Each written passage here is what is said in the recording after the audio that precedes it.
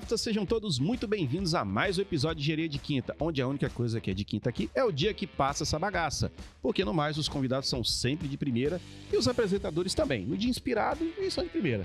Entendeu? Eu sou o Léo Cantrell e aqui ao meu lado está ela novamente, linda, estonteante. Combinando essa paleta de cor. Temos que melhorar as paletas de cor. Tem que voltar aquelas cores. As cores vibrantes. É porque a gente tá no outono, inverno. Mais... Pantone inverno, né? Pantone inverno. Entendeu? Porque essas cores são verão, primavera, rosa, choque, verde fluorescente, né? Lili. E aí, gente, tudo bom com vocês? Olha só, eu tenho um recado muito importante pra dar pra vocês. E pra você, Léo. O quê? Estamos precisando de seguidores. Precisamos de seguidores, sabe por quê? Não é possível que a gente é abaixo da Virgínia. Este canal tem 2 anos. 2 anos, né? 3 anos. 3 anos. E a gente ainda não conseguiu alcançar o Felipe Neto em número de seguidores. Não, agora minha meta é Virgínia. E essa vai ser difícil, hein? Se bem que ela perder uns seguidores aí, talvez a gente chegue, hein? Eu vou casar com o Zé Neto. Aí eu vou conseguir, vou casar com o Zé Neto, aí vai dar certo. Mas ainda falta o carisma dela. Não vai conseguir, não. Difícil, falta então. cabelo. Vai você consegue. Gente, então olha só, ajude esses jovens blogueiros, por favor. Segue lá o nosso canal no YouTube. A gente também tem um canal no Spotify, pra você que não quer ver as nossas lindas carinhas aqui. Coloca no Spotify quando estiver no trânsito, dirigindo. A gente tem também o Deezer, o Odyssey. Eu tô perguntando porque tanto aplicativo Odyssey, já saiu, né? Tanto streaming já saiu do Brasil que eu não sei qual que tem mais. O outro só tem na Dark Web. Na Dark o Rumble.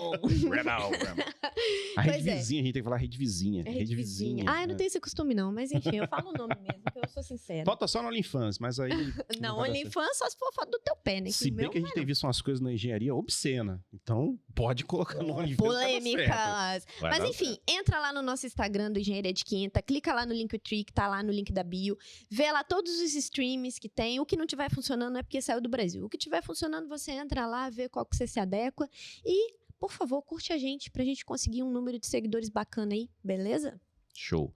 Agora vamos pagar o Patreon. Sim, não é mais Mac, né? Não é mais Mac, não. Agora é o Patreon. Você, engenheiro e engenheira, profissional da área de tecnologia, você já conhece o Muta? O Muta é a caixa de assistência beneficente do Sistema Confea, que está aí para ajudar o profissional naquele momento difícil. Às vezes você precisa de comprar um equipamento. Tem vários produtos lá que pode te auxiliar financeiramente e ajudar a cuidar da sua qualidade de vida, não é, Lia? É isso aí. E se você está se perguntando como você faz para se associar à mútua, é muito simples. Se você tiver com seu CREA ativo e dentro da regularidade, se tiver tudo certinho, você pode se tornar um sócio contribuinte. Entra lá no site, se inscreve, se associa à mútua e aí você já vai ter direito a todos esses benefícios. A gente tem vários benefícios, né, Léo? A gente tem um programa Equipa Bem, que te ajuda a adquirir equipamentos, né? A gente sabe que na engenharia civil os equipamentos são bem caros. Inclusive, a gente tá com... O Dimitri foi embora, coitado. A gente tá com lá o Dimitri, tadinho, que foi embora. Então, aí já vamos chegar, pedir esse benefício aí pra nos ajudar. A gente tem auxílio férias, tem plano de previdência, tem desconto de plano de saúde, que inclusive pode beneficiar os seus dependentes. Então, entra lá no site, se tiver com CREA ativo certinho, todo engenheiro pode se tornar um sócio contribuinte da mútua. É isso aí, seja mutualista você também. Conheça lá os produtos, entre no site que vai ser bom. E você que atua na área de avaliações e perícias do Estado do Espírito Santo, você também pode ser um ibapiano, como eu e como a Lia. E aí é a área em que se congrega tantos engenheiros e arquitetos que atuam nessa área. O IBAP é uma organização que tem a curadoria e promove ações, artigos e cursos da área para poder fazer a curadoria e disseminar boas técnicas de engenharia de avaliações e perícias no Brasil afora, não, Lia? É isso aí. E o IBAP, Instituto Brasileiro de Avaliações e Perícias de Engenharia, ele é o lugar certo se você quer trabalhar com perícias ou se você já trabalha com perícias ou quer conhecer. Você tem que se associar ao IBAP. Lá no Instituto, a gente tem vários cursos, tem curso de formação, de capacitação, a gente tem vários eventos. Então, fica ligado, entra no site www.ibap-es.org.br e aí você vai lá, se inscreve, se associa e vem se tornar ibapiano com a gente, como diz o nosso amigo Alexandre. Venha ser ibapiano você também. Pronto, pago, no sacrifício, cara, uns 70 takes para fazer esse negócio. Mas, enfim... É porque eu tô tenso. Vamos pra parte boa. Eu tô tenso, Vamos pra parte mais relaxante, parte... Esse negócio de ficar seguindo o roteiro, eu já te falei, não é comigo. Se você não tivesse me mostrado o roteiro, eu tinha feito, ó, pá. Então tá, gente, vamos falar da nossa convidada hoje, que é uma convidada muito especial, que vai poder pedir musiquinha no Fantástico, porque ela está em todas as temporadas. Se você for abrir lá a playlist no YouTube, tem episódio à torto e à direito com ela, maravilhosa. Geilma, professora Geilma, muito obrigada por ter vindo. Geilma, professora da UFES, diretora regional do IBRACON, Instituto Brasileiro de Concreto, doutora, pós-doutorada, né? Também. Não. Professora. Querida Geilma, minha inspiração. Obrigada por ter vindo, Geilma. Imagina, eu que agradeço pelo convite, mais uma vez aqui. Eu vou pensar na música que eu vou escolher. Sim, tem direito. Pede que a gente vai colocar no final do episódio, vai colocar a música que você pedir. Eu vou ver se eu toco. Se for boa, eu souber, eu vou ver se eu toco. E eu curto os episódios ali do Engenharia de Quinta, vou lá, assisto, muito legal, todos os episódios, bem engrandecedores, né? Vem pessoas aqui especialistas, né? Nas áreas, nas mais diversas áreas de inspeções, de perícias, de engenharia mesmo, de uma forma geral, né? Construtoras, incorporadoras, eu já vi muitos episódios muito legais, acho que vale a pena, né? É isso aí. Estamos tentando desgambiarrar a engenharia e trazer para a sociedade esclarecimentos, o que for. Conhecer os profissionais, né? Às vezes a pessoa acha que engenheiro é só em obra, arquiteto é só... ou então mostrar os profissionais que a gente tem aqui no estado também, né? Não precisa ir para São Paulo, para Minas. Aqui a gente tem engenheiros especializados, arquitetos, engenheiros, tudo quanto é tipo. Pô, a gente aqui tem o maior profissional, se não um dos expoentes da engenharia de avaliações, que é o professor Radegás. Sim, inclusive hoje ele está dando curso, né, de avaliações de imóveis, avaliações de bens, de patrimônio histórico, né? Acho que é avaliação de bens regulares. Show. Então, assim, a gente tem profissionais de gabarito. Total. Sequestramos uma professora de lá, gaúcha pra cá e agora... Falta a gente olhar para o nosso quintal, às vezes, né? Exatamente. A gente fica muito admirando os outros de outros estados, porque um profissional está em ascensão em outro estado, é muito ativo nas mídias sociais, mas às vezes isso não é o suficiente. Né? E é engraçado isso que você falou das mídias sociais, né? Às vezes a gente conhece só por conta das mídias, mas a gente tem várias pessoas capacitadas aqui, mas que não são tão ativos nas mídias sociais. Exatamente. Né? Eu estou dizendo que é um problema nas mídias sociais, né? A gente tem que estar nas mídias, acho até para... de repente, se ver, né, enquanto profissional e que as pessoas saibam que existem profissionais nessa área. É uma e que ponte, estão aqui, né? Não necessariamente só em São Paulo, ou no Rio de Janeiro, ou na Bahia, ou no Rio Grande do Sul. Não é isso. Aqui nós temos excelentes profissionais nas áreas também. Exatamente. E é graças a esse profissional, olha que gancho. Pô, agora eu peguei o espírito. Graças a esses profissionais que estão se expondo, a gente tem visto aí alguns problemas estruturais. Né? Acho que sempre quando a gente chama de Geilma é por causa de problemas estruturais. Exatamente. Né? Vamos falar com o especialista.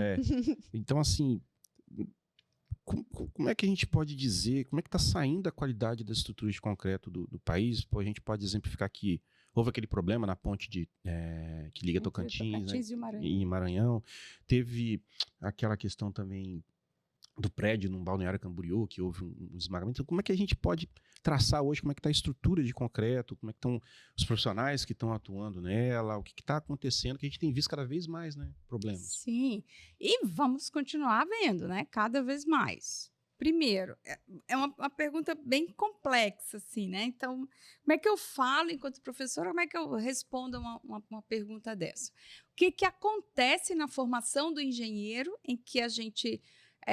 fica ali 5 anos no curso de engenharia civil e se forma, vai para o mercado de trabalho, no entanto, deixa certos fenômenos acontecerem, né? Então, nós temos várias situações. Nós tivemos um esmagamento de um pilar lá em Santa Catarina. Eu não participei, não sei quais os detalhes assim que levaram, mas um esmagamento de pilar, ele ocorre ou por subdimensionamento ou por uma sobrecarga excessiva. Ninguém vai... um projetista, ele vai fazer um dimensionamento de um pilar ele vai estimar ali todas as cargas que vão atuar ali naquela estrutura. Então, ou nesse aspecto foi subdimensionado, Ou alguém lá para cima começou a mexer no prédio, de repente aquela estrutura ficou colapsada, como a gente já vê vários exemplos dessa natureza. Então, aí, o prédio colapsando e bota toda a engenharia Em xeque. Exato. em xeque. Exatamente. Questionamento. O que está E é acontecendo? um prédio de alto padrão. Você olha Uhum. assim, não era qualquer prédio de uma classe média baixa ou de programas sociais. Não Uhum. era um prédio que tinha ali um aporte financeiro razoável. Então, por que acontece uma situação dessa natureza? Né? Então, Uhum. aí vem o prédio está caindo. Então, por que um prédio cai?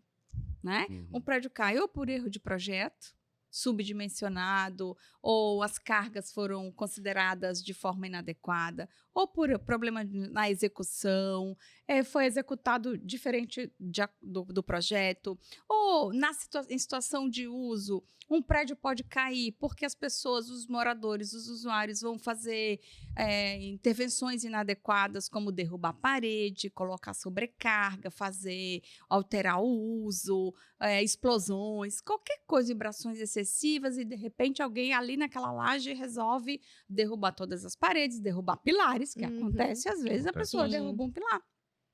Né? Como é que fica a situação? Ou bota 50 elefantes numa sala e bota 50 elefantes para dançar.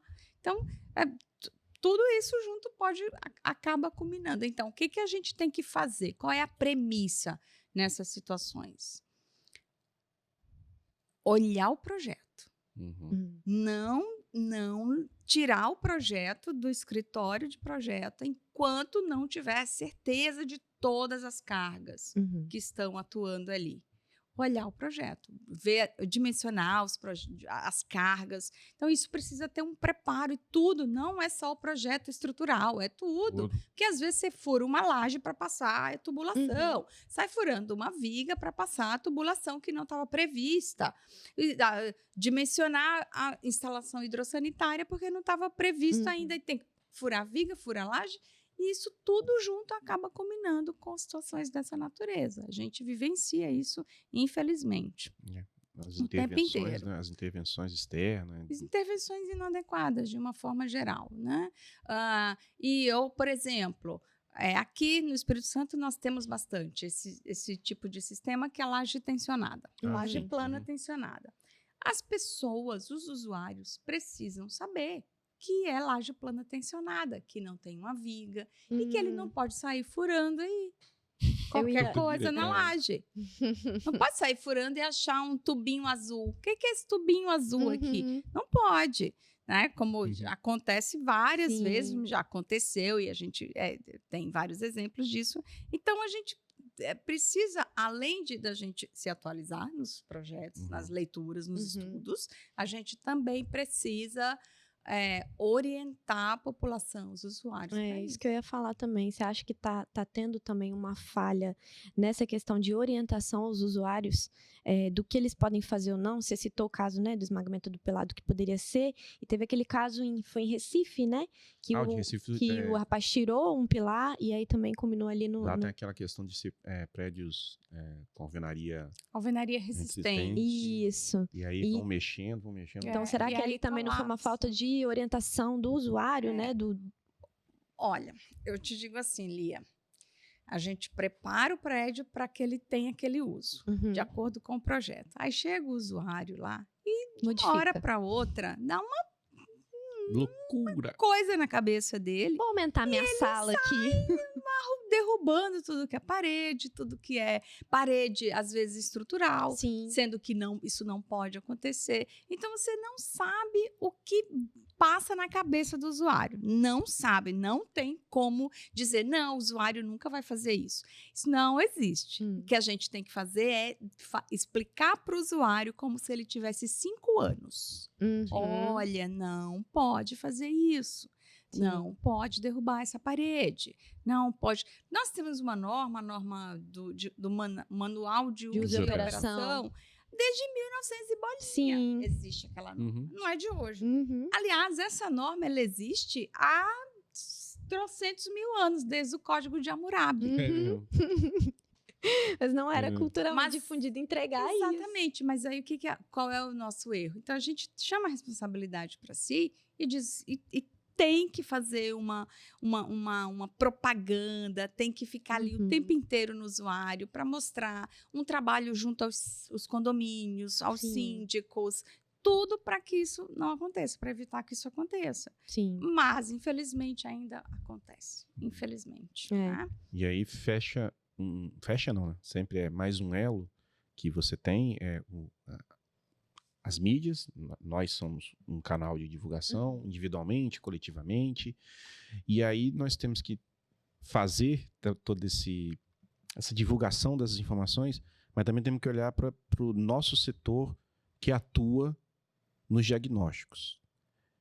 Temos vistos aí, hoje eu peguei cara, fomos nomeados num processo em que está se suspeitando que houve ou não recalque, enfim, e a pessoa fez todo o diagnóstico por foto, um profissional.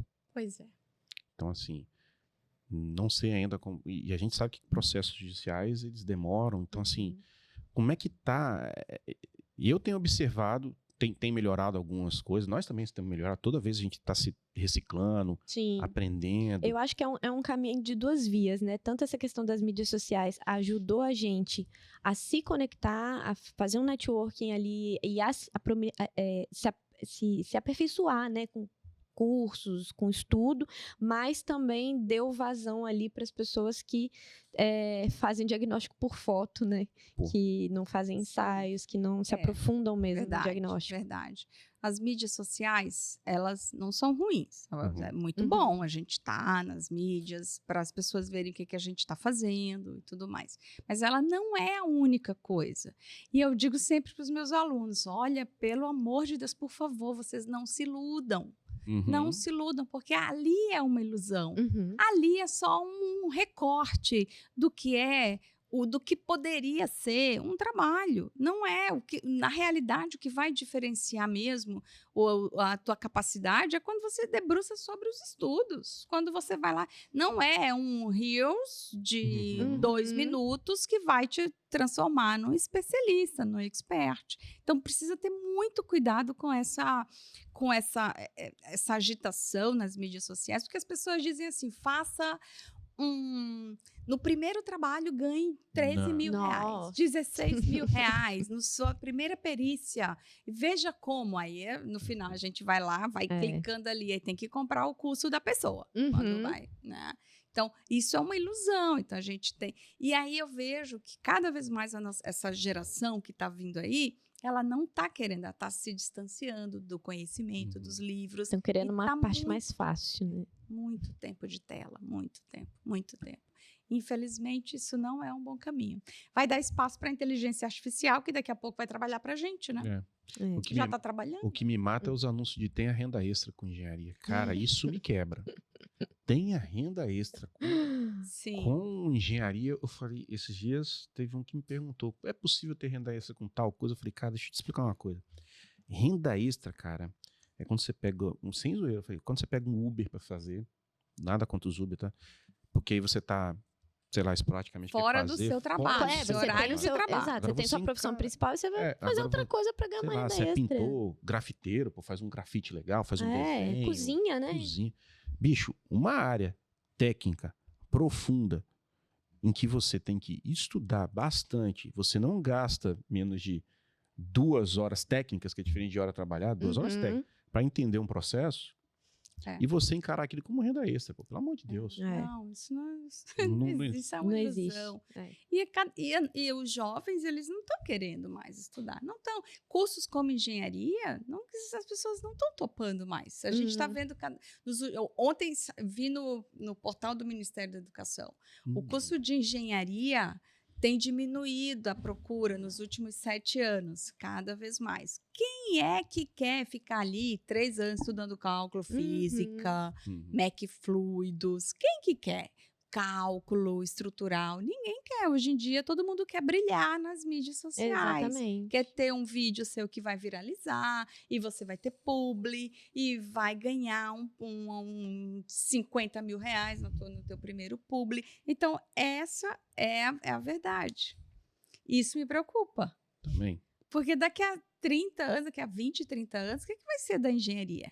O que vão ser das nossas estruturas de concreto? E me Quem vai preocupa cuidar? também, outra coisa que me preocupa também é, hoje em dia, do jeito que nós estamos, de como a informação está sendo disseminada, me preocupa muito o método que as pessoas estão utilizando para divulgar uma informação. Uhum. A informação, ela é fundamental para a gente, mas ela precisa ser dissociada da formação. Você, quando vai dar uma informação para alguém, você precisa ter treinado para ter passado por uma formação para dar aquela informação para alguém com propriedade. Uhum. Hoje em dia, qualquer pessoa é um engenheiro perito, Uhum. é um alto renomado engenheiro civil de cálculo estrutural e de tecnologia, etc., porque você fez 3 meses de um curso de aperfeiçoamento online. EAD. Então, é isso que me preocupa, essa disseminação da informação. Eu acho que cabe aqui a nós agora, que nesse momento, enquanto a gente pensa, a gente conversa muito de meio que alertar para as pessoas, para a sociedade como um todo, né? Que precisa ter muito cuidado quando recebe uma informação e sai repassando por aí. Eu estou falando isso na minha área, né? Na minha área de engenharia. Porque a gente fica sempre nos grupos e tudo, todo mundo especulando o que é um diagnóstico de alguma coisa, o que é, como que faz um diagnóstico, isso, e aquilo ali é recalque de fundação e corrige assim, assim, assado, por foto, como você falou. Então, isso é preocupante. Porque está sendo feito o diagnóstico, o acompanhamento, Isso. a investigação de fato.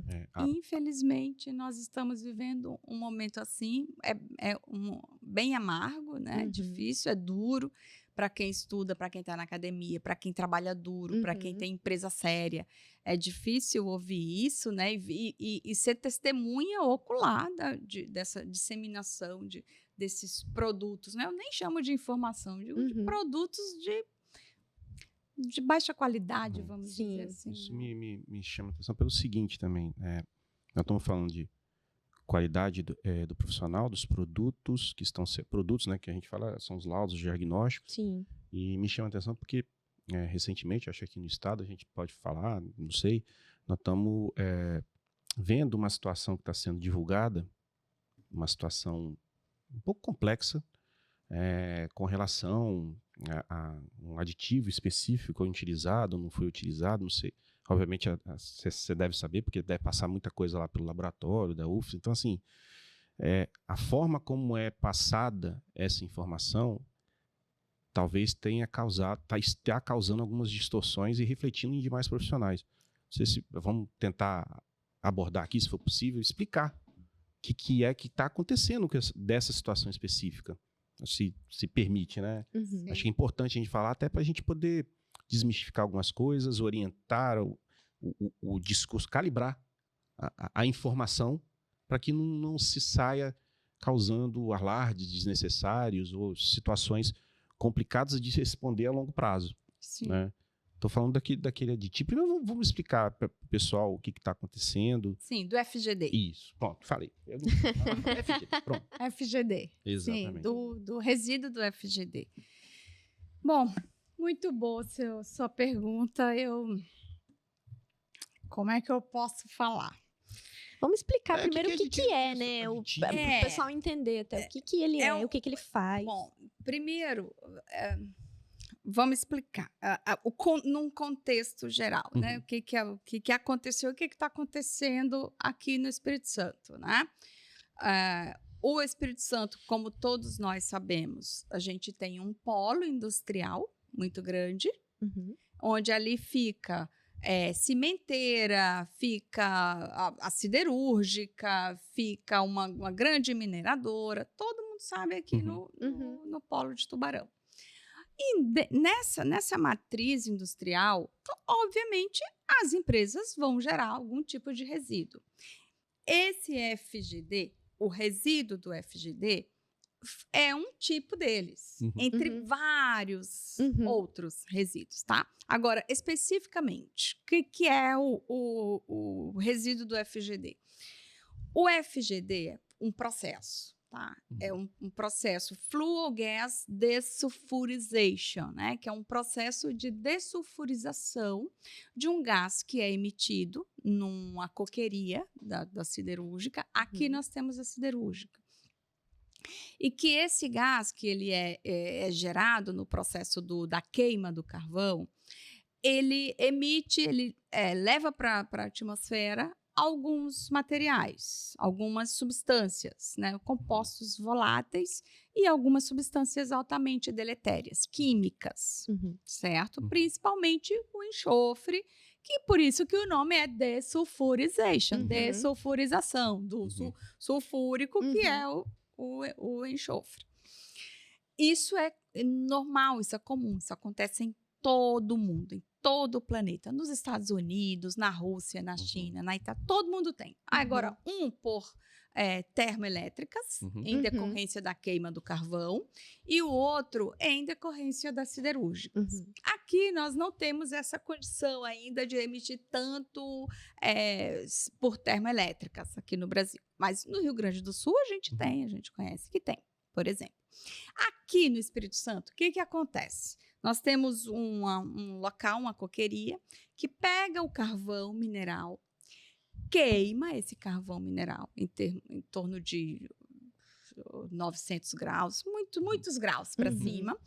E nesse processo de queima, o carvão libera substâncias. Libera várias substâncias químicas deletérias. Essa substância não pode vir para a atmosfera. O Ministério do Meio Ambiente proíbe. Sim. E aí o Ministério do Meio Ambiente diz, olha, vocês têm que procurar alternativas para encapsular todas essas substâncias deletérias que provocam a chuva ácida, por exemplo, né? Os NOx, os SOx, NOx, né? Que são os óxidos de nitrogênio, os óxidos de enxofre e tal. E o Ministério do Meio Ambiente diz, não pode, porque isso vai causar danos ao meio ambiente. Aí o que a siderúrgica faz?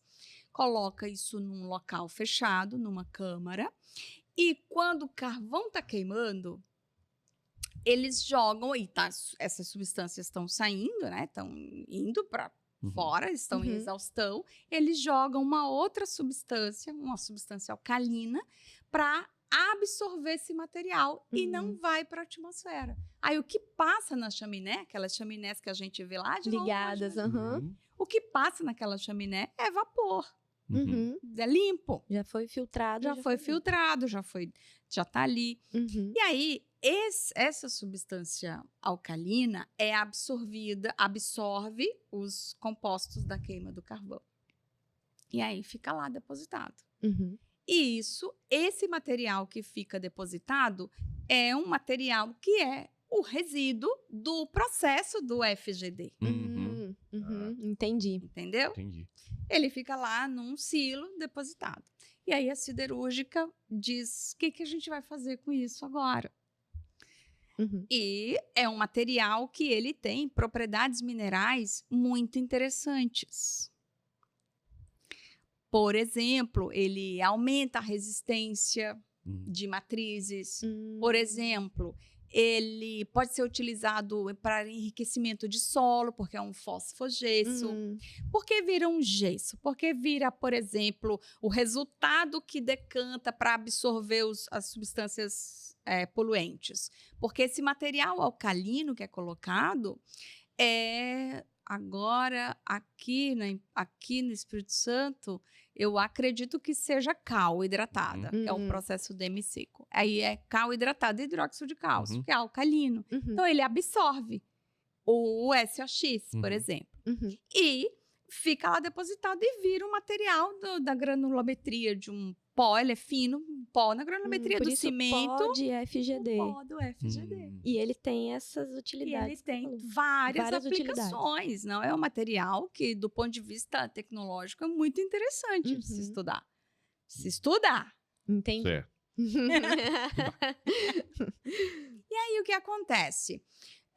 Esse material fica depositado em um dado momento, acredito eu não tenho conhecimento disso, acredito que foi utilizado isso como uma adição mineral, porque ele tem características mineralógicas que podem ser utilizadas, certo?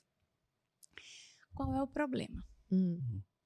Tem duas moedas, né? Então, cada moeda tem um lado bom. Qual é o problema disso?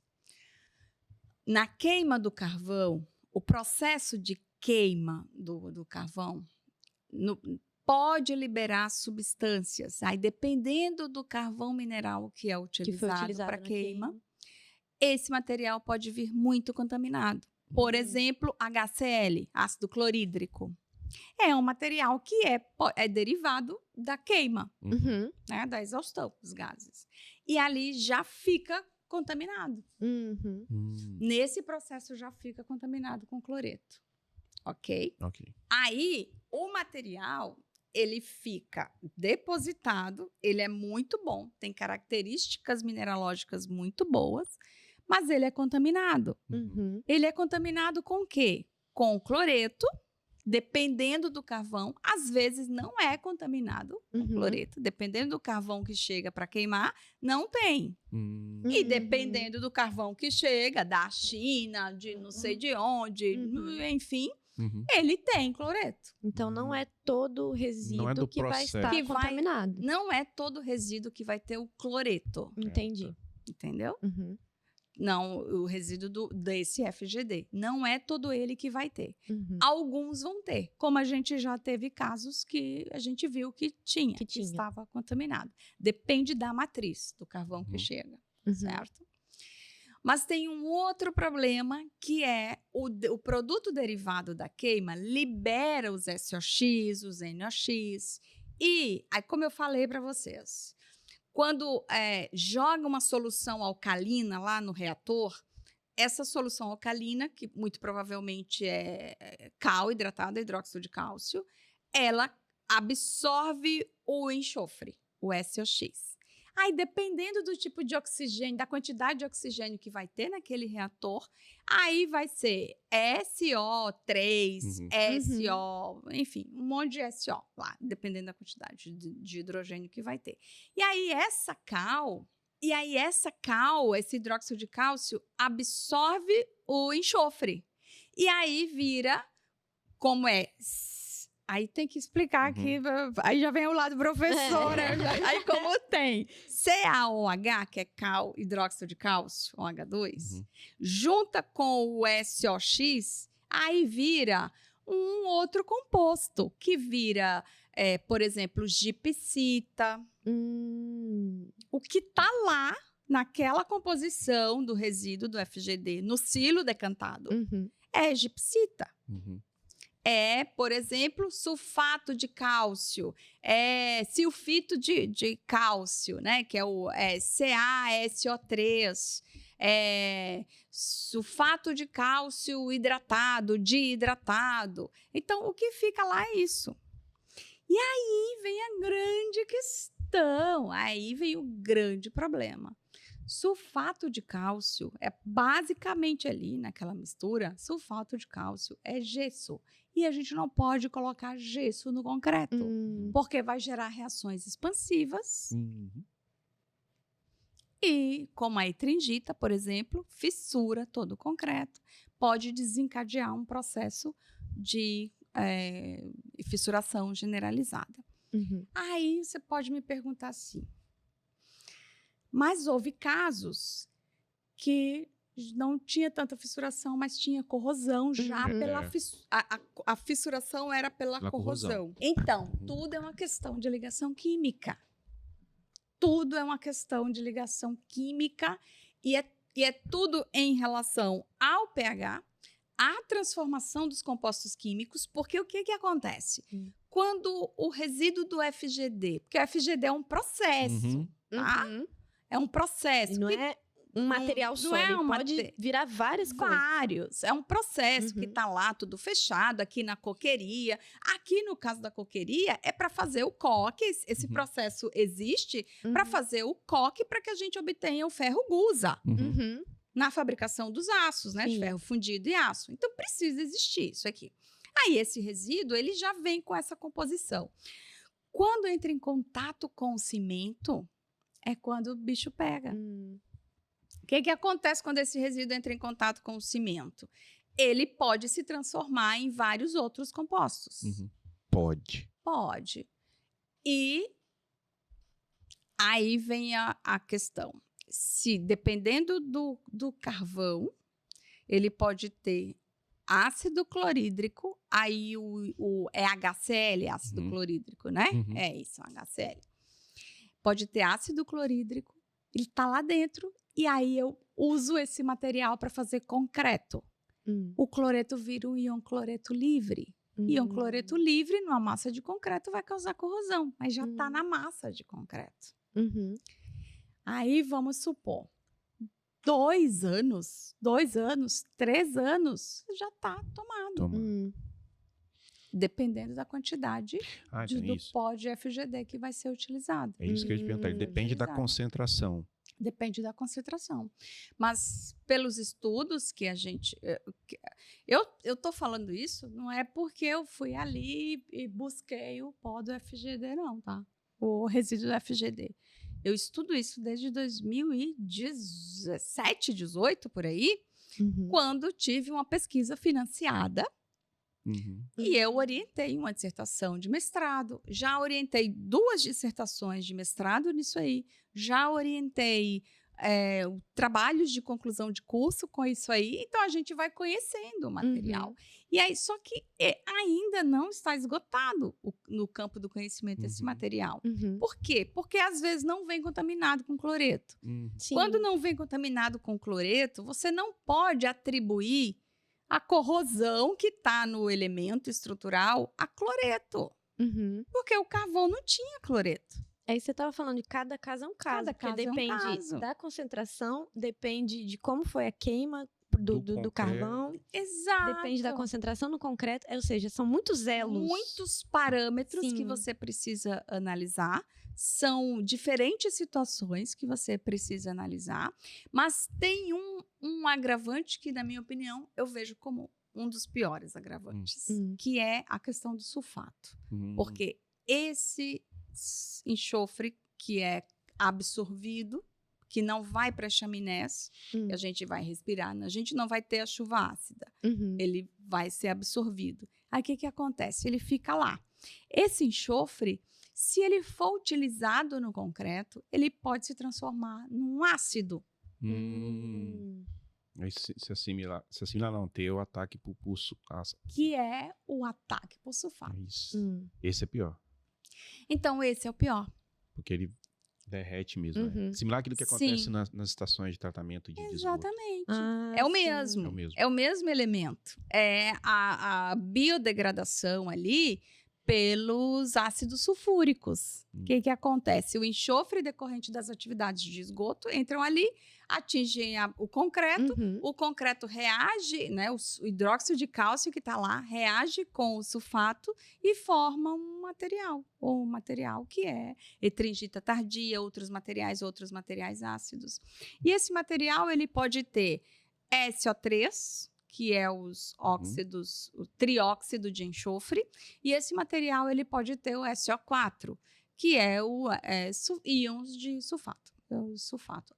Ambos causam muito mal ao concreto. Uhum. O SO3, na presença de água, forma um ácido que a gente conhece como sendo ácido sulfúrico. Uhum. O SO4, na presença de água mais os elementos, os compostos do concreto, causa expansões. A etringita tardia. Uhum. E tudo isso é muito ruim para o concreto. O problema está que permeia aqui quanto que foi utilizado nas obras. Qual a concentração? Qual a concentração que foi utilizada? Se o seu prédio, o prédio de quem está assistindo agora que já foi dentro de um determinado período que foi utilizado. Eu não posso chegar aqui, Léo e Lia, e dizer assim, olha, todas as concreteiras utilizaram esse resíduo do pó do FGD. Eu não posso falar isso. Por quê? Porque eu não fui na concreteira para ver. Eu não estava na concreteira para saber. Se tem alguma dúvida, pergunta para a concreteira. Se a concreteira não te responder, aí tem como você se embasar tecnicamente, que esse é um outro ponto que eu gostaria muito de falar aqui com vocês. Michael, open. O que a gente pode fazer? Por exemplo, acho que isso aqui, muito obrigada pela oportunidade que vocês me deram de estar aqui esclarecendo alguns pontos. Porque eu sou um agente público, né? Eu sou servidora pública, sou professora da universidade. E eu tenho uma responsabilidade. Eu tenho uma responsabilidade social. Além da responsabilidade acadêmica, eu tenho uma responsabilidade social muito grande. E desde 2018 eu venho trabalhando com esse material. E eu trabalhei no sentido de entender que material é esse. Relógico e tal. E quais os danos que ele causa no concreto. Mas eu também tenho trabalhado muito com a sociedade, de condomínios, de empresas, de pessoas que chegam ao laboratório para saber o que está acontecendo no prédio dela, que tem 4 anos e o prédio está todo pipocado. E isso, logo de início, eu não sabia também, porque isso foi uma coisa nova, isso nunca existiu. Isso foi uma coisa nova aqui no Espírito Santo. A gente detém esse título, né? A gente não tem conhecimento de outros lugares no país e em outros lugares do mundo que utilizaram isso. A gente fica só no âmbito da pesquisa. E na pesquisa, sim, um monte de gente já utilizou. Aí, até eu descobrir que era essa situação, a gente caminhava por vários lados, assim. E aí, agora, depois de muitos anos estudando, agora a gente consegue entender o que está acontecendo. Nas estruturas, o que está acontecendo nos prédios, qual é o fenômeno que está acontecendo. E aí veio o grande desafio. Por quê? Porque nos protocolos normativos não existe isso. Isso é uma lacuna. Não existe como responder essa pergunta. O que eu faço se foi colocado FGD, o pó do FGD no meu concreto? Muito estudo, né? Não tem ainda. Porque esse material, ele é um material que ele precisa ser estruturado, ele precisa ser bem estudado para poder dizer, olha, nós vamos usar isso aqui até tantos por cento, e aí até tantos por cento pode ser utilizado. Como foi o caso de estudos que eu já orientei de trabalhos de meus alunos aqui na UFES. E aí eu não consigo dizer assim quanto que foi certo, mas aí, até a gente entender, a gente começou a desenvolver um protocolo dentro da universidade. Porque não tem norma que diz assim, até tantos por cento você pode utilizar. Até X você pode usar. Se usou o FGD, tem que verificar se é assim, assado, porque ninguém vai usar o pó do FGD. Não existe essa premissa. Mas o que existe é uma possibilidade, e isso todo mundo permite, as normas permitem, a possibilidade da gente utilizar resíduos, que a gente pode chamar também de outros nomes, né? Subprodutos, coprodutos, no final tudo é resíduo. A gente pode utilizar em determinadas matrizes. E aí as normas, as leis, a Política Nacional de Resíduos Sólidos, as resoluções do CONAMA, elas permitem que a gente possa utilizar. Mas isso é preciso que, para a gente poder dar essa resposta, precisa estudar bastante, tá? Então, eu não vou saber dizer quanto que a concreteira usou, quais concreteiras utilizaram, o que qual que exatamente utilizou. o resíduo que deu, porque tem que ver qual carvão. Cada caso é um caso, exatamente. muito Dentro do complexo. processo de química pode ter tanto É. o primeiro carvão que causa e o outro que não causa. Exato, pode Dentro do mesmo ser. processo. Só Aí- já aí- gera uma ramificação Aí, imensa. aí a gente tem duas situações. A primeira situação é um condomínio, um prédio, uma obra que utilizou numa determinada época, num determinado período, e esse material ele estava contaminado. O carvão estava bem contaminado com cloreto. Uhum. 3 situações, vamos colocar. Então, aí isso pode desencadear um processo rápido de corrosão. Uhum. Nós temos outra situação. Não teve cloreto, mas teve enxofre. Teve trióxido de enxofre, que é sulfato. Pode derivar para sulfato na presença de água, porque são sais solúveis, né? Então, isso precisa ser estudado. E a gente tem um terceiro caso, que são os dois. Juntos. Que tem cloreto e que tem sulfato junto. E isso dá um nó na cabeça. Né? Aí a pessoa tá lá com o prédio todo pipocado e a gente não sabe o que aconteceu. Então, a primeira coisa. Então, vamos lá. Qual é o procedimento que um condomínio deve fazer? Identificou Se que sua tá estrutura está desconfiado. Uhum. Ele não pode chegar assim, ninguém pode chegar assim olhando E falar que e falar, quando que foi feito? Foi feito em 2014. Então vai cair. Então vai cair o seu prédio, porque não pode. Tem Isso tirar é amostras, fazer ensaio, exatamente. identificar o que tem ali. todo um protocolo que agora a gente precisa saber, precisa fazer. Então eu digo aqui para vocês, o que o condomínio deve fazer? Passo 1. Desconfiou que tem fissuras no seu prédio e que que possivelmente foi isso? Então, vamos lá. Primeiro, contacta uma empresa que vai lá dar uma olhada. Ou liga para a universidade, que são os órgãos, que são os centros de pesquisa que estudam isso, para identificar se realmente aquilo é pertinente ou não. E aí, se for o caso, aí a gente vai lá, coleta a amostra, aí coleta as amostras de diferentes pontos, leva para o laboratório. No laboratório, a gente vai fazer os diversos ensaios que são necessários para a gente identificar se aquele material, aquele concreto, ele está contaminado com cloretos ou com sulfatos. Ou com os dois. Ou com os dois, aí a gente faz todos os testes químicos, depois a gente entrega esse relatório para o cliente, e aí, a partir daí, o cliente vai ter elementos, o cliente, eu digo, o condomínio, a casa, a pessoa, enfim, a pessoa vai ter elementos suficientes para chegar na concreteira, chegar na construtora, onde for, e dizer, olha, aconteceu isso, meu concreto está contaminado. Tá? Não é motivo para todo esse... Alarde, então, vamos colocar assim. Eu estava em casa no domingo e aí a gente recebeu muitas mensagens, a gente recebeu aqui os prédios vão cair. Aí daqui a pouco chega... Aí é o telefone sem fio, né?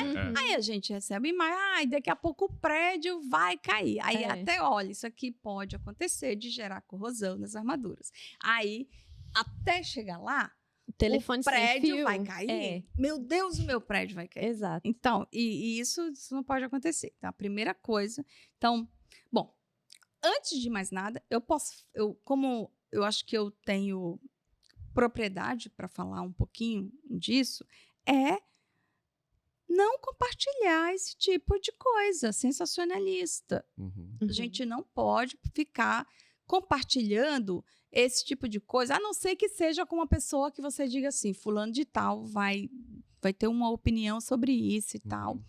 E aí eu quero entender melhor sobre isso, uma coisa que seja uma coisa específica. Mas aí, a gente recebe, daqui a pouco a notícia está tá toda compartilhada, daí daqui a pouco tá tudo viralizado, aí chega numa pessoa leiga, num síndico de um condomínio, Uhum. que é formado em outra coisa, ele não é formado em É engenharia, ele é leigo no assunto, Uhum. ele vai pensar o pior. Sim. Então, antes de mais nada, a gente precisa ter, enquanto engenheiros, a gente precisa ter a responsabilidade Uhum. ética Uhum. de não sair por aí compartilhando coisas que a gente não entende do É. que é. E que Eu não tem vou certeza. Eu não vou falar daquilo que eu não entendo. Temos que compartilhar a informação correta, né? Exatamente. E agora o que eu posso dizer é o seguinte: existe a situação? Existe, sim. Uhum. Ela existe, é um fato. Uhum. A gente precisa agora arrumar a casa. Então, agora a gente vai ter... nesses dias, tipo, tem poucas semanas. Antes de viajar para Porto Alegre, eu viajei para Porto Alegre semana passada. Uhum. E antes de viajar, para entregar para um cliente. O cliente, professora, e eu sei entregar porque eu mandei repetir o ensaio Diversas 2 vezes. vezes, 3 vezes, sei lá quantas vezes mandei repetir o ensaio para ter certeza, porque a gente está ajustando os protocolos, Uhum. porque não tem Sim. protocolo, não tem um passo a passo. Então, agora que a gente está ajustando. Uhum. Então, antes de contratar uma perícia, antes de entrar com um processo, um condomínio que quer entrar com um processo, ele precisa estar embasado com alguma Tecnicamente. coisa. Sim. Uhum. Não vai sair por aí com base em Vai achismos. pegar um relatório fotográfico e... Me Né? corrija se eu estiver errado. Até porque você é minha professora, você pode me dar nota 0, nota 5.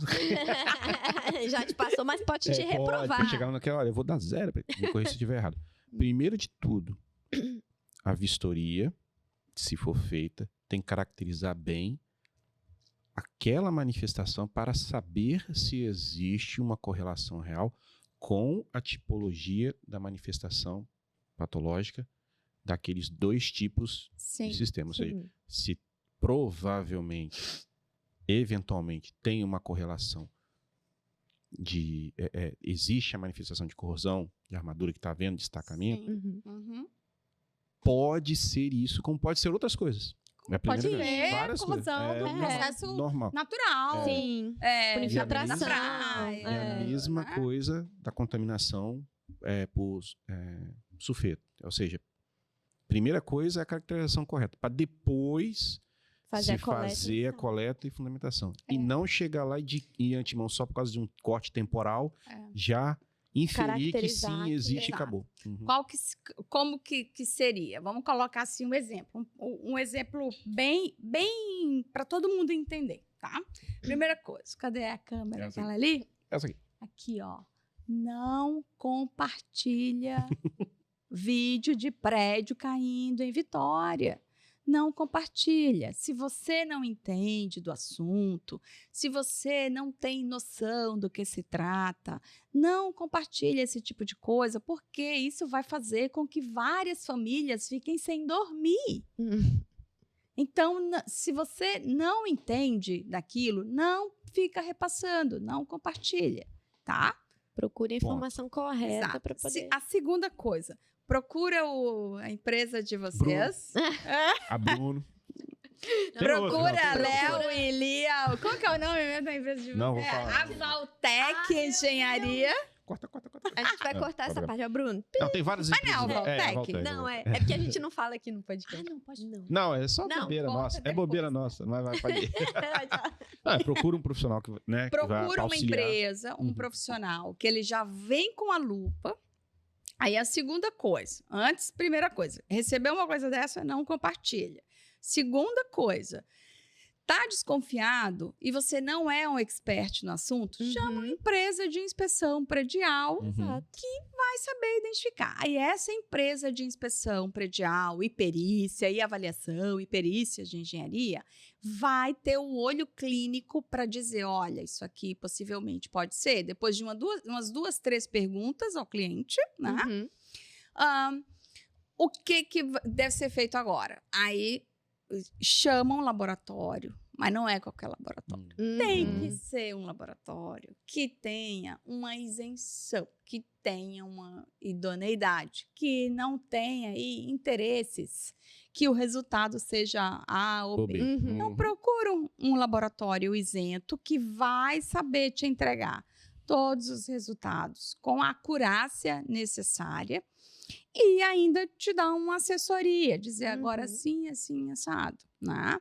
E aí, após receber esses ensaios, esses relatórios, e tiver caracterizado que realmente está contaminado com cloreto, com sulfato, aí sim, tenta encontrar uma via para que a empresa que fez a concreteira ou a construtora para entrar num acordo para se responsabilizar. É isso. Mas não esse sensacionalismo todo. Né? E outra, tem profilaxia, né?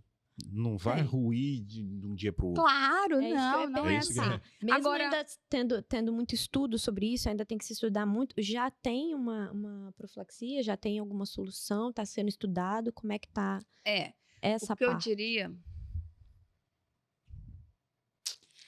eu diria é assim. É muito complexo. É complexo porque... Já é complexo para identificar, imagino para tratar. Mas é mais ou menos assim. Por exemplo, o prédio ele tem 4 anos e ele está com fissuração generalizada. É muito provável que tenha acontecido o fato.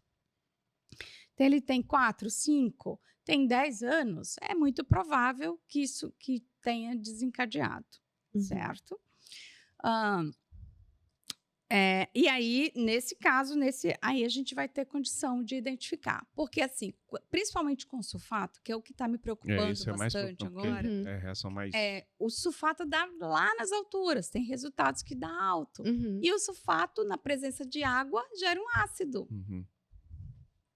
E esse ácido vai direto para a barra de aço. E aí causa corrosão por acidez, a presença do ácido sulfúrico. É isso que acontece quimicamente. Agora, como que você vai corrigir isso? Está lá dentro. Como que você vai corrigir um concreto que já está contaminado? Esse é o desafio. Esse é um grande desafio. Eu diria para vocês que é remediar, vai remediando, vai à medida que vai entendendo, que vai pipocando um ponto lá, aí vai remediando, aí vem toda a profilaxia. Entendi. Então, manutenção já começa a ser bem mais já tem que começar. Seguir o manual de operação periódico, contratar empresas para se fazer todas as inspeções periódicas necessárias para os sistemas, para conseguir identificar se estiver com tal coisa. Identificar de forma correta para se remediar de forma correta. Exatamente.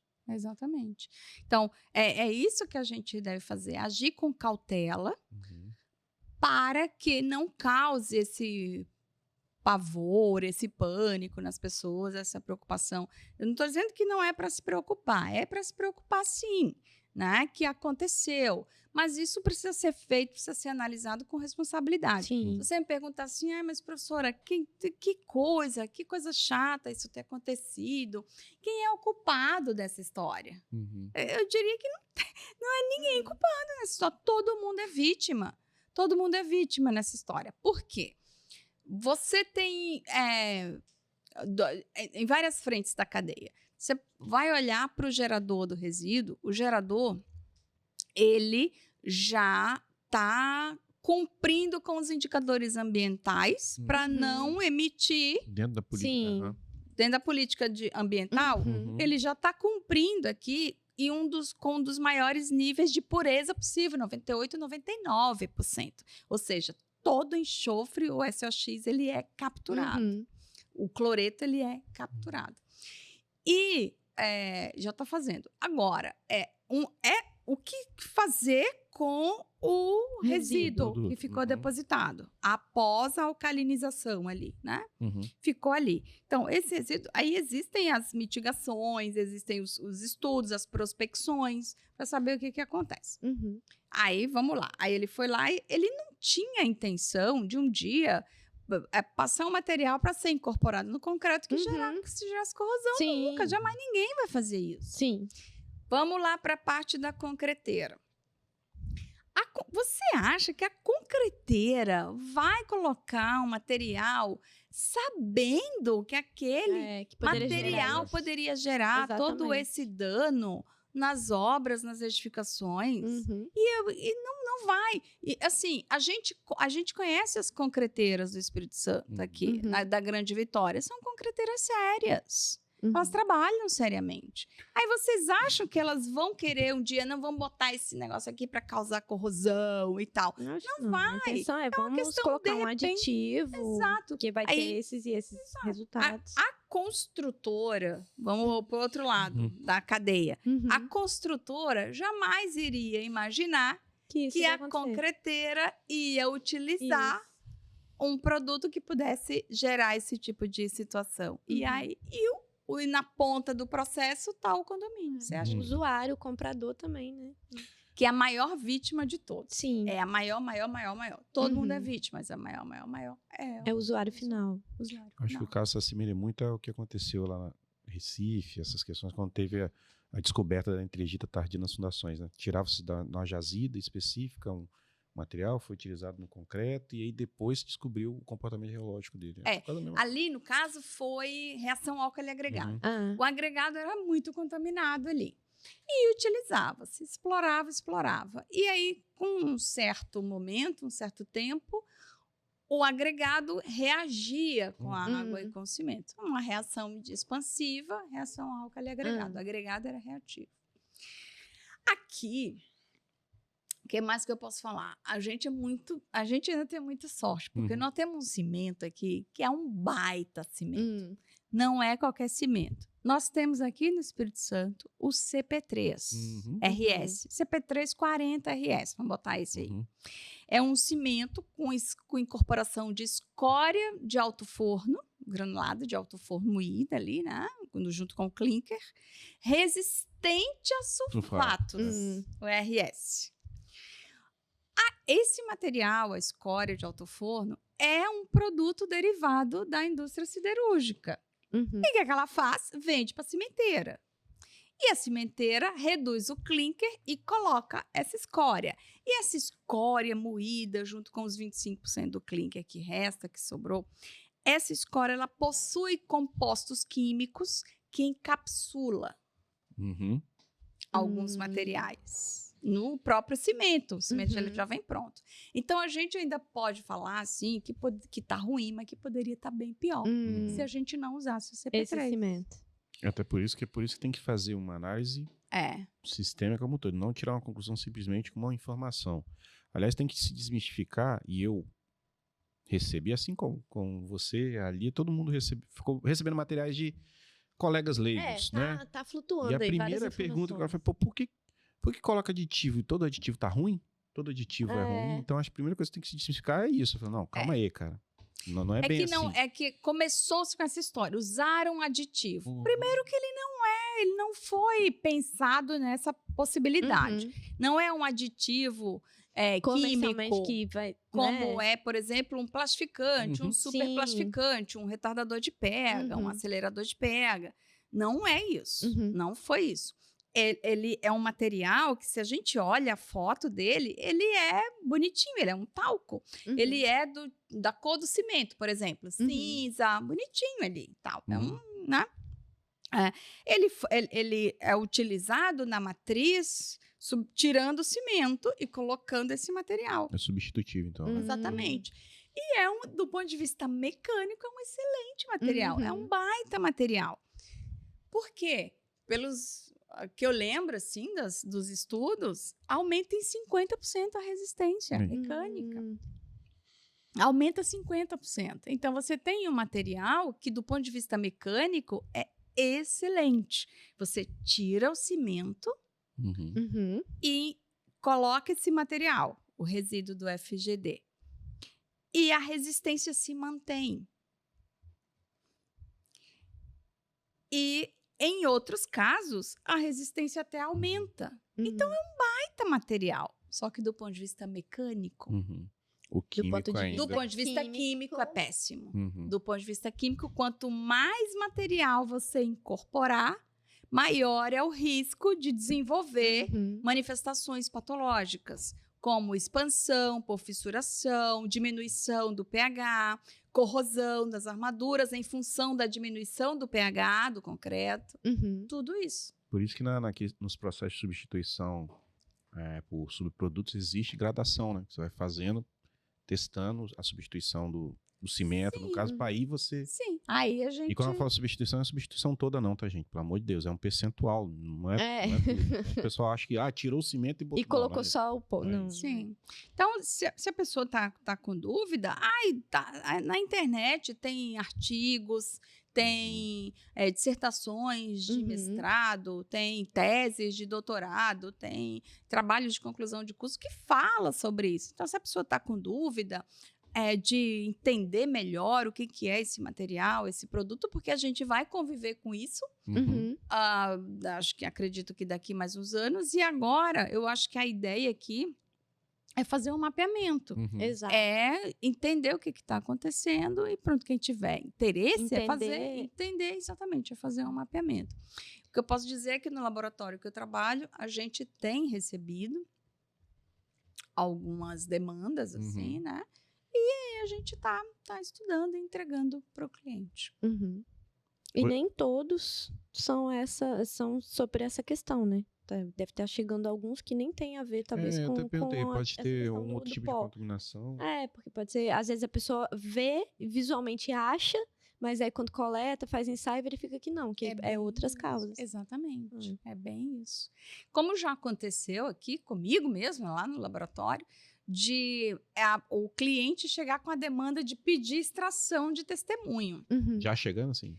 Eu quero extração de testemunho porque tá com problema lá, tá tudo fissurado e tal.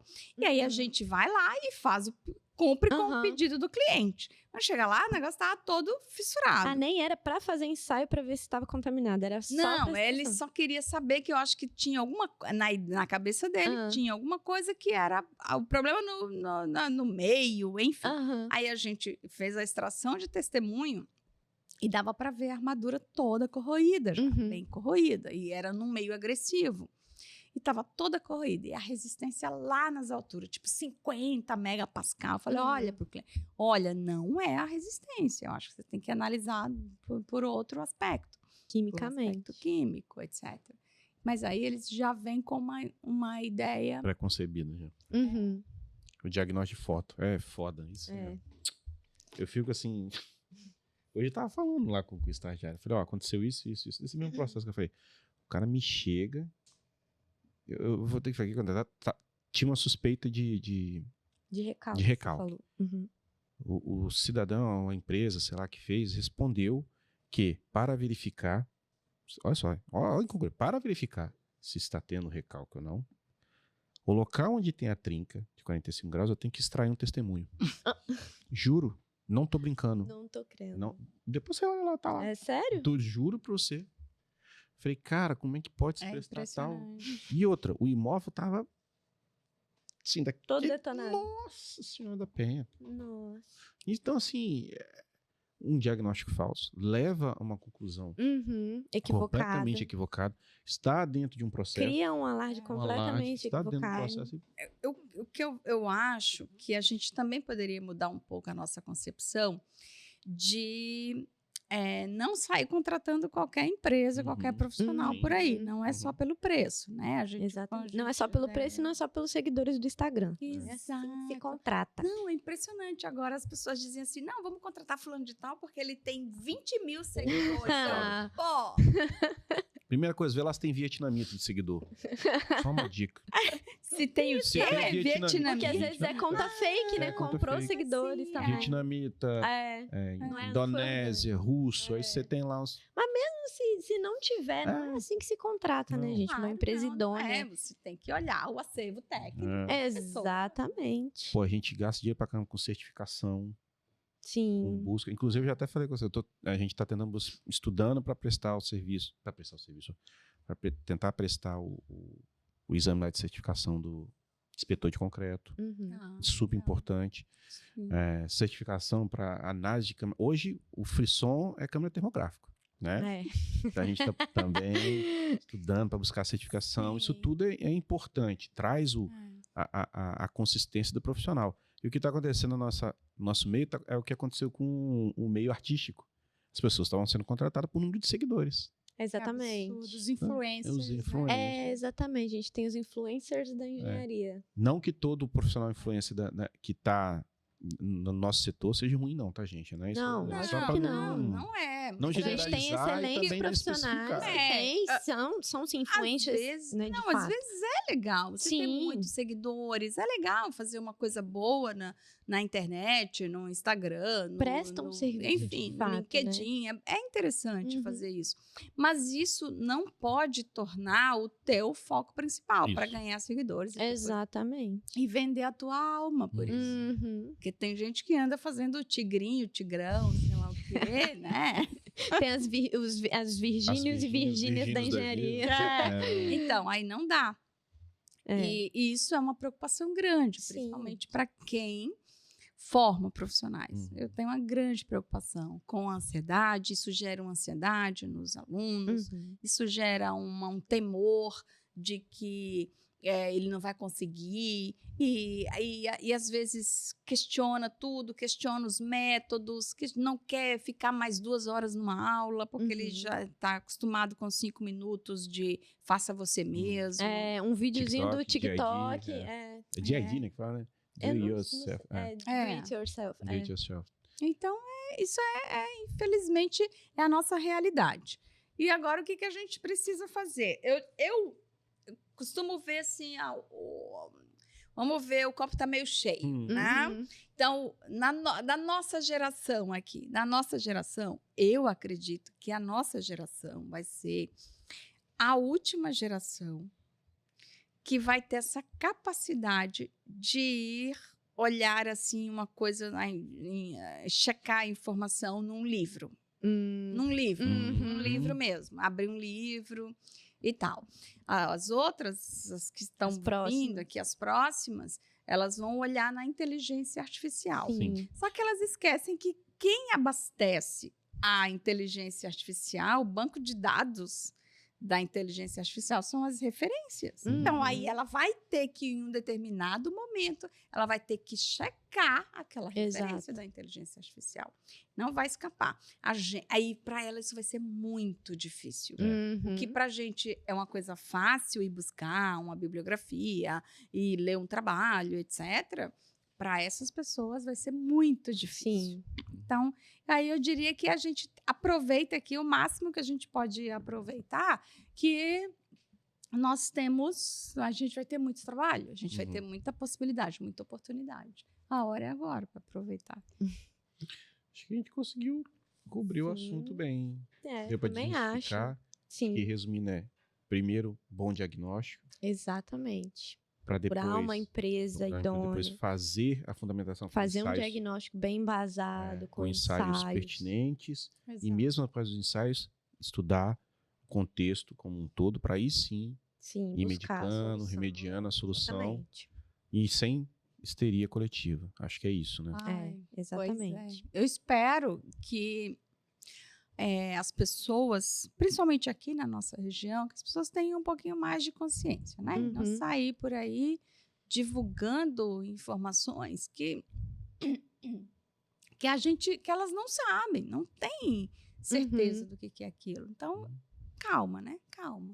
Sim, vamos botar um pé no freio e vamos estudar É isso aí. e vamos diagnosticar corretamente. Mais uma vez, uma aula. Sim, como sempre, né? Aula gratuita. Aula Se a gratuita. gente juntar os episódios, já forma um curso sobre Já. estrutura de concreto. Daqui a pouco a gente vai lançar cada podcast um módulo. Isso aí, ó, professor, muito obrigado novamente pela sua presença. Toda vez aqui é uma honra. O canal aqui está aberto para UFES, para todos os profissionais que quiserem Exatamente. vir aqui divulgar a ciência, divulgar coisas concretas. Concretas.